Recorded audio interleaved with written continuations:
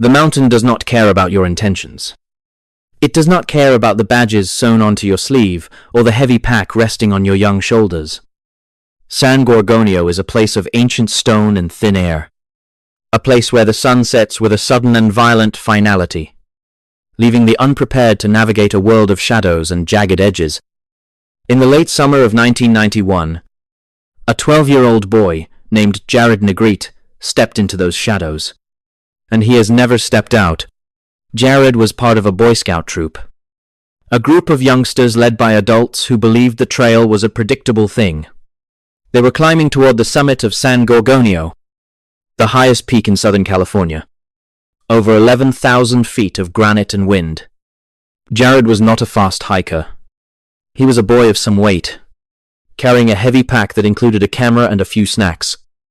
He began to lag behind the rest of the group, falling into that dangerous gap that exists between the leaders and the tail end. The air up there is deceptive. It carries sound in strange ways. You think you hear a voice calling from around the bend, but it is only the wind scrubbing against the pines. Somewhere near the 10,000-foot level, the scouts reached a point where the trail narrowed. Jared was trailing, a ghost in the making. The scouts reached the summit and turned back. But the space where Jared should have been was empty. Just a stretch of dusty earth and the indifferent trees. When a child vanishes in the wilderness, the first few hours are filled with a frantic kind of hope. You tell yourself he just sat down to rest. You tell yourself he took a wrong turn at the switchback and is waiting just over the ridge. But as the sun dipped behind the western peaks, and the temperature began to plummet toward freezing, that hope started to curdle. The San Bernardino National Forest is not a playground. It is a labyrinth of steep drainages and treacherous scree slopes. The search effort was massive. Bloodhounds, helicopters with infrared sensors, hundreds of volunteers crawling over the terrain like ants on a disturbed mound. They looked in the places where a boy would naturally go. The downhill paths, the sheltered thickets. On the second day, they found the first breadcrumbs. A wrapper from a piece of beef jerky. A small bit of plastic from a candy bar. These items were found near a steep embankment, a place where the ground falls away into a deep canyon. But it was the camera that changed everything. Searchers found Jared's small plastic camera lying on the ground. It sat there like a discarded relic, its lens pointed at the sky. When the film was developed, the investigators found 12 images. The first several were what you would expect. Snapshots of the landscape, the mountainside, the mundane beauty of a hike. But the final photos were different. They were visceral, terrifying. The last pictures were taken in total darkness, the flash of the camera illuminating only a tiny fraction of the void. In one of these final shots, we see a close-up of Jared's face. It is a chilling image. You see his eyes, wide and glassy, reflecting the artificial burst of light. You see his nose and his mouth, his skin pale against the blackness behind him. He looks like a boy who is looking at something he cannot comprehend. Or perhaps he is simply looking into the mouth of the end. Why take a photo of your own face in the pitch black? Was he trying to use the flash to see what was stalking him in the trees? Was he trying to signal a helicopter that wasn't there? Or was he documenting his own disappearance? Despite the clues, despite the bloodhounds and the aerial thermal scans, Jared Negrete was never found. Searchers discovered his shoe prints near a drainage that led down into the heart of the wilderness. They followed them until they simply vanished into the rock, as if he had stepped off the face of the earth. There were no signs of a struggle, no blood, no torn clothing, just a silent mountain and a camera full of ghosts. The authorities eventually called off the search, concluding that he likely fell into one of the many inaccessible crevices or was overcome by the elements. But those of us who look at these cases through a different lens see the familiar markers: the lagging child, the high elevation, the proximity to granite and water, and the strange items left behind that seem to lead nowhere. We see this pattern in the disappearance of Jared Atadero in Colorado, And in the case of little Danny Paulides, who vanished from a ski hill and ended up thousands of miles away, there is something in the high places that waits for the gap to open. It waits for the moment the group moves out of sight, and the silence becomes absolute. Jared Negrete is still out there, somewhere in the cracks of the San Gorgonio wilderness, a 12-year-old boy caught in an eternal flash of light, frozen in a photograph that tells us everything and nothing at all. The mountains do not remember him, but the film does, and the darkness remains, waiting for the next one to fall behind. The search for Jared Negrete did not just end. It evaporated, leaving behind a silence that was heavier than the air at 10,000 feet. When the last of the volunteer teams packed their gear and the rotors of the helicopters stopped beating against the canyon walls, the mountain seemed to exhale. It had taken what it wanted, and it offered no apologies. We look at the facts of 1991, and we see a boy who was there one moment and gone the next. But the facts do not capture the sensory nightmare of that terrain. The San Gorgonio wilderness is a labyrinth of crumbling granite and ancient lodgepole pines that look like skeletal fingers reaching out of the earth. It is a place where the wind does not just blow. It whispers in a way that sounds like a human name being called from a distance. And if you turn toward it, you are already lost. The camera found on the ridge remains the most haunting piece of evidence in the history of the San Bernardino mountains. Inside that small plastic casing was a roll of film that captured the descent into madness. 12 exposures in total. Most were of the landscape. The kind of photos a 12-year-old boy takes when he is trying to feel big in a world that is far too wide. But the final frame is the one that keeps investigators awake in the small hours of the morning. It is a portrait of pure, unfiltered terror. The flash of the camera illuminated Jared's face in a void of total blackness.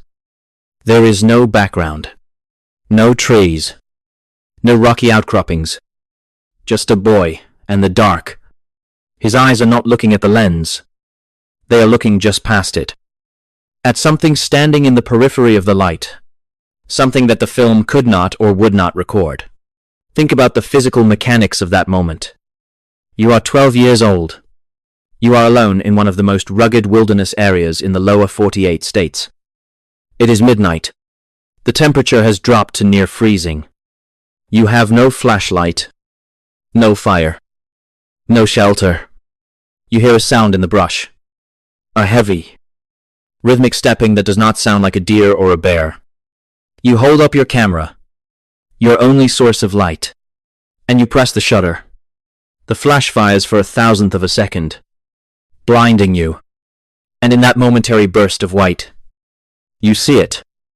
And then the dark returns, thicker than before, and the thing in the trees begins to move again. The bloodhounds followed Jared's scent to a point near a steep drainage, a place where the earth falls away into a chaotic tumble of stone and shadow, and there, the trail simply died. The dogs did not find a body. They did not find a kill site.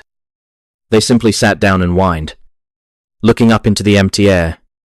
This is a detail we see over and over in the 411 files. The canine confusion. The way a scent trail ends as if the person was lifted directly off the ground. There were no scuff marks, no broken branches, no signs of a struggle. Jared Negrete did not slip and fall. He did not crawl into a hole to die of hypothermia. He was erased.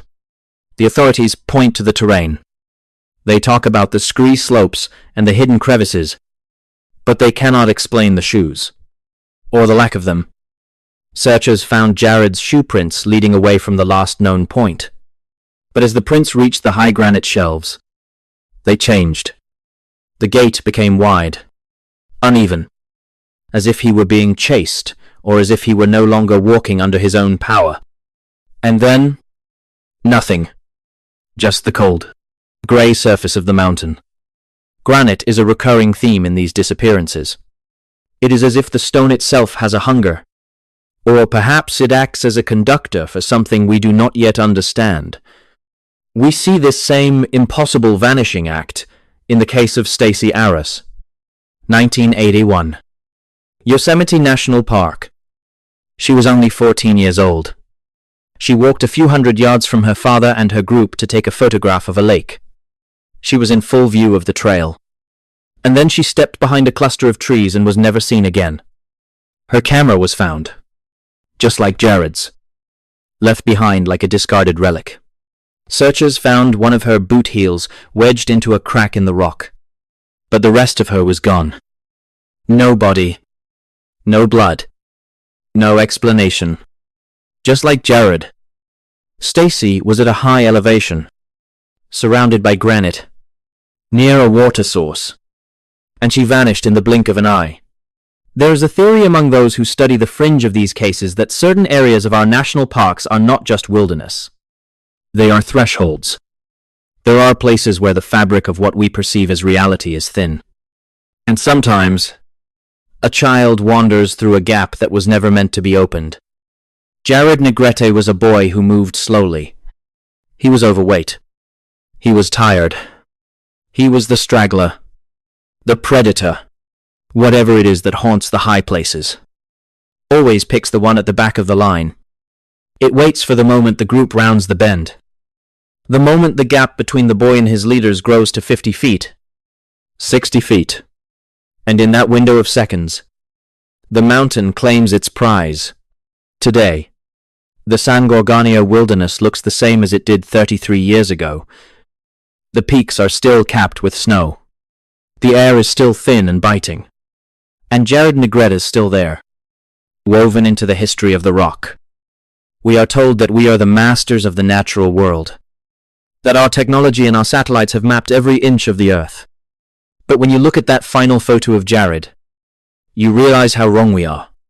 You see a boy who realized, too late, that he was not alone, that the shadows have teeth, and that the wilderness does not care about your maps or your search parties. He is a ghost caught in a silver halide emulsion. A warning to anyone who thinks they are safe because they are only a few yards behind the group. The mountain is patient. It has been there for millions of years, and it knows exactly how to hide what it takes. Somewhere in the deep crevices of the San Bernardino range, a camera bag sits rotting in the sun. A pair of shoes lies empty on a ledge, and a boy waits for a light that will never come. The case remains open. The questions remains unanswered. And the darkness in the trees is still watching, waiting for the next one to fall behind. Because in the high places, the silence is never truly empty. It is just hungry.